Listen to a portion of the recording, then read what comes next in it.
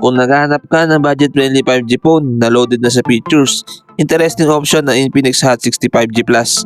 For its price na around 8,532 pesos sa Shopee, mas mura pa with vouchers. Sulit na lalo na kung priority mo ang performance at malaking storage. Meron itong 6.7-inch IPS LCD display na may 120Hz refresh rate. Smooth siya for scrolling at gaming. Pero medyo limitado ang resolution sa 720 by 1600 pixels. Brightness ay okay lang with 700 nits high brightness mode. Sapat na for outdoor use pero di kasi liwanag ng AMOLED panels.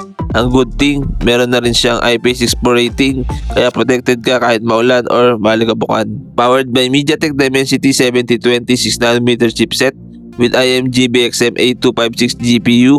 Kaya kayang-kaya niya ang daily task at mid-level gaming. Plus may 8GB of RAM plus 8GB extended RAM at 256GB internal storage. So hindi ka magkukulang sa multitasking at space for apps, photos, or videos. Para sa camera, meron itong 50MP main camera with dual LED flash na capable ng 1440p at 30fps video recording. Clear at decent para sa daytime shots. Sa harap naman, may 8MP selfie camera with LED flash. Perfect pang budget vlogging o video calls kahit low light. May 5,200 mAh battery na may 18W wire charging. Hindi siya pinakamabilis pero sapat na para sa all day use. May bypass charging feature pa para iwas init kapag naglalaro habang naka-charge.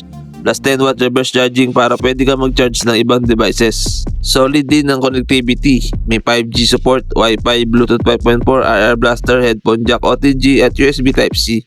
Rare na makakita ng IR Blaster at headphone jack sa price range na ito, kaya bonus na yun. Overall, ang Infinix Hot 65G Plus ay swak na swak sa mga naghahanap ng affordable 5G phone na may malaking storage, smooth display at decent cameras.